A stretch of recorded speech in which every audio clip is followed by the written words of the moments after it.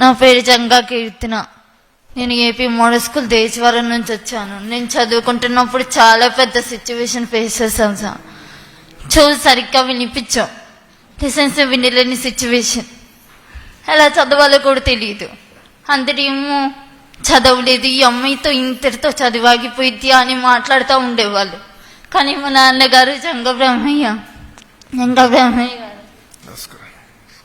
చాలా ప్రోత్సహించావు సార్. పక్కనే ఉండి నువ్వు ఎవరిని పట్టించుకోవద్దు, నువ్వు ఖచ్చితంగా సాధించగలుగుతావు, బాగా చదువుకోవాలి, మంచి మార్కులు తీసుకొచ్చుకోవాలి.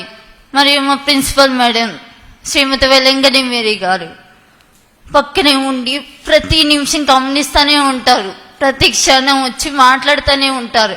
ఎలా చదువుతున్నావు, చెప్పేది అర్థమవుతుందా లేదా, నీకు అర్థం కాకపోతే పక్కనున్న వాళ్ళని అడిగి తెలుసుకో.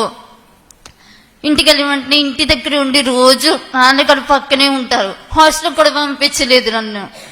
పక్కనే ఉండి ఎలా చదువుతున్నా, అసలు ఏం జరుగుతుంది మొత్తం నాకు చెప్పు, నేను చూసుకుంటాను, నువ్వేమీ ఆలోచించొద్దు. ఏ సిచ్యువేషన్ వచ్చినా, ఎంత పెద్ద సమస్య వచ్చినా నా దాకా ఎవరు తీసుకురాలేదు. నేను ఎక్కువ ఆలోచిస్తాను అని వాళ్ళే ఫేస్ చేశారు అన్నిటినీ. నార్మల్గా ఉండాలి, బాగా చదువుకో అని. చుట్టుపక్కల చూసే వాళ్ళందరూ చాలా అనుకున్నారు సార్ చదవలేను అని.